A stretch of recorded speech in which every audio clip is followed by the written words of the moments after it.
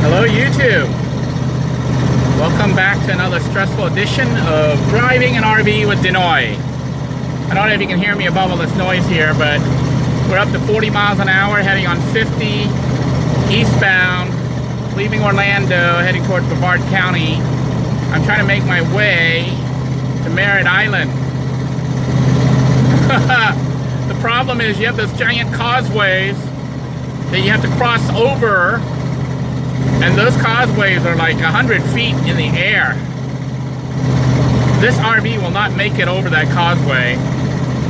The top speed right now is 42 miles per hour. I'm pegging it.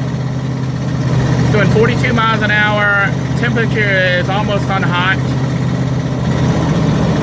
I'm going to drop it down to 40 and just cruise at 40. So that's not much of a cruise. This thing actually has cruise control on it, by the way. I wonder if I can just cruise. Maybe I'll try the cruise control. But anyhow, sometimes you don't know why things happen, but then they make sense later. Earlier this week, I went to the job fair hiring event at Kennedy Space Center and ended up passing up potential job there because of the hour situation. You know, they wanted me on standby pretty much for 5 days a week with no guaranteed number of hours, and I couldn't take any additional work. So I couldn't do that because sometimes I work a whole week at Experian and would get paid more. You know, if I try to work at the Kennedy Space Center and they have me for 5 days giving it to them, but then they only have me working 1 or 2 days, I lose 3 days of work. And not only that, I get paid less. And on those days that I'm off, I'm not really off. I'm on standby, on call till 11 a.m. before I can consider myself off. Anyhow, that was a waste of time and gas, but now it's not. Because when I went to that interview that day, I decided to try a different route. Yeah, driving to Kennedy Space Center, instead of coming up US 1 and cutting over on the causeway at the 40, I think it's a 405. I think it's 405 or 407, I get them confused. I think it's a 405. There's a causeway, that's the causeway that connects to the Kennedy Space Center. I didn't go on it. I went up State Road, I don't know if it was State Road 3 or Courtney. No, it's Courtney Parkway, which I think is State Road 3. Maybe it's not the same road, but Courtney Parkway is the road that runs up Merritt Island. And it turns out that Courtney Parkway runs right up to the Kennedy Space Center on Merritt Island. And you might be wondering what the significance of that is. Well, it's this. Even though it's a longer route,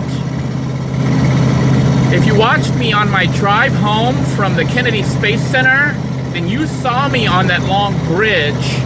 That is the 405 or the 407, whatever that road is that I forget, the causeway. I think it's 405.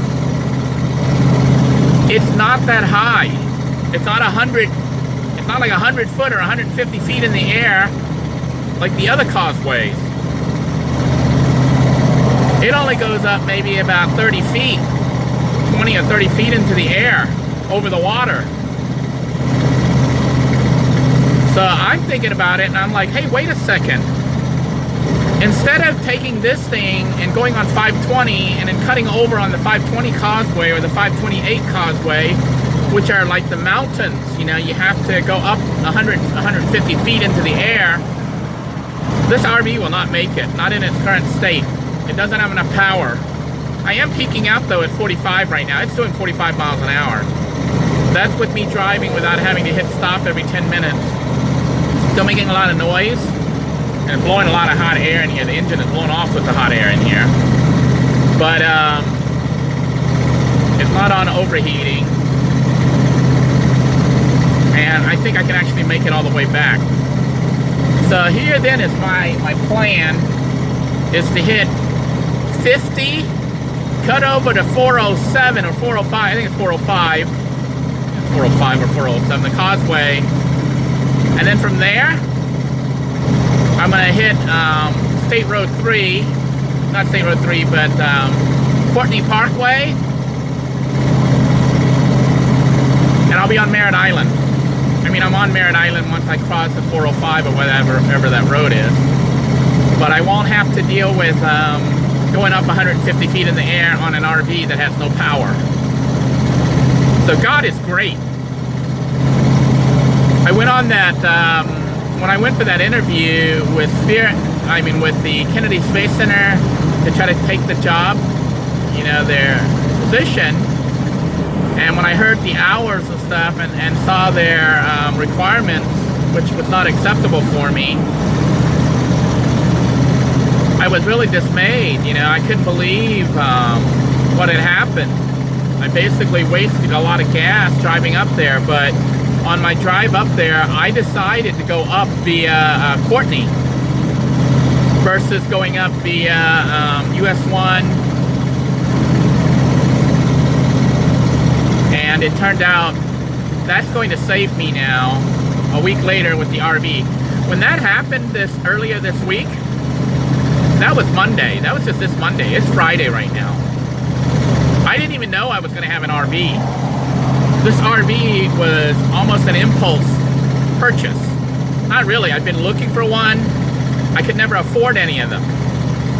So this one was a $2,000, you know, listing that I got the guy down to $1,200. $1,000 probably. $1,200, $1,200. So it was a gift, but getting it home was proving to be a nightmare, and it still is, but with this new plan, I think this is the doable. When I was looking at the prospect of crossing 520 with this thing not hitting more than 35 miles an hour, that was scary as heck. Right now I'm doing 45, 46 miles an hour, which if I could keep the speed and hit the causeway, I could make it over it. But I know that there's stop traffic lights there at right before you hit the causeway. And if you happen to hit the stoplight, this thing will stop in the middle of traffic on the bridge, on the causeway, and it's going to become a hazard for everybody. So, me not being able to get that job at the Kennedy Space Center seemed messed up at the time, but I think it's was where God wanted me, because He wanted me to see that route, which I would have never thought. You know, I never thought that Courtney Parkway would connect like that, and that I could cross over on this low-level causeway. It's not a causeway. This one, I don't know if they call it a causeway. I guess they call it a causeway still, even though it is like really low. It's like I said, only about 20-30 feet above the water level, the river, versus the other causeways that are probably 100 to 150 feet in the air. This RV will need work before it can attempt anything like that. So this is kind of a good maiden voyage for me to see how a giant rig like this handles. And I know some of you are laughing because you probably drive Class A's or even larger rigs than this. You know, this is only a 29-footer, but for me this is huge. But the fact that the engine is having all these issues right now makes it, you know, what it is. I mean, if the vehicle was running perfectly, it wouldn't be so bad. But if you can hear the engine, I'm leaking exhaust and all sorts of other stuff coming in here. I'm breathing all these fumes, but I got the window wide open here. So I think it's doable. The temperature is not going to a red zone on the hotness. You know, it's at a little bit over 3/4. And I'm peaked out at 45 miles per hour. Seems to be the top speed this thing can get on this highway. So if I can hit the bridge at this speed, I should be fine. Especially the 405 or whatever that road is. 405, 407. I should be able to make it. So, thank you, God. Thank you for those of you who have had continual prayers for me, because if you're praying right now, it is Friday afternoon. I'm going to let you know what time it is. It's Friday afternoon at a little bit past 7 p.m. So it's getting ready to get dark here. But I am heading home with the RV right now, if you want to call it home. Basically to the parking spot. I'm going to head over there, and if you're praying right now, because you pray for me all the time, I appreciate it. because it may be what suddenly came into my head to tell me, Denoy, you don't have to make it over the 520 or the 528 Causeways. That would be extremely dangerous, and the RV won't make it. There's a high probability the RV will not make it over going up 150 feet in the air. But going up 30 feet, I might be able to do that. So the reason I know even 30 feet will be a struggle for this thing was when I was driving on Highway 50 and I had to cross over Cimarron. You know, Cimarron is 436. Those of you familiar with Orlando traffic and area, I had to cross over the bridge, which they built recently. The bridge goes over 436. The bridge is part of Highway 50. It only goes up about 20 or 30 feet. And this RV had a hard time going over that. So even going over 20 or 30 feet in the air, going up an incline, I know I'm gonna have a problem with this RV. So I'm hoping that traffic will be light enough that I can hit the bridge at 45 miles an hour, or even 40 miles an hour, 40, 45 miles an hour. That would allow me to ride the hump and hit, get all the way out to Courtney Parkway, which is relatively flat. Now I do have to sign out, and I'm not going to be able to film all that, which is going to be kind of interesting, but I'm using the same phone, you know, for filming as well as the one for GPS. And I do need the GPS because I'm not that familiar with this, the roads around here on this end of the county, on this north end of Brevard County. So I'm going to need the GPS working when I cross the bridge so that it can steer me to Courtney Parkway, so that I can get safely, you know, to Marin Island and park this vehicle where right now I have set up as a temporary home, basically home base. So wish me luck.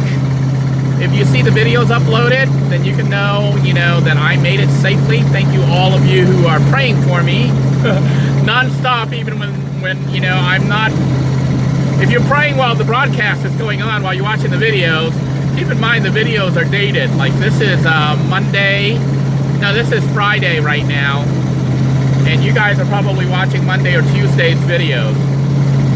Maybe even last week, you know, last weekend or something. But I've been trying to upload them as fast as possible and trying to publish them as fast as possible, but obviously there's a delay depending on whether or not I have internet access and whether or not, you know, I have the ability to deal with it. Like right now I've been busy running around to Orlando, running down to DMV, Department of Motor Vehicles, to get everything registered, tag title, dealing with insurance and everything else. So keep praying. We're still not out of the woods. I do appreciate all of you who helped me, who have contributed to getting a new home for me. This is the new home, and you'll be seeing me do renovations on it. So stay tuned. Those of you wanting to learn about RVs, you're learning along with me because I have no clue what I'm doing. And I'm learning step by step, one by one. So take care, everyone. God bless you all. Please continue your prayers. Thank you. Bye-bye now.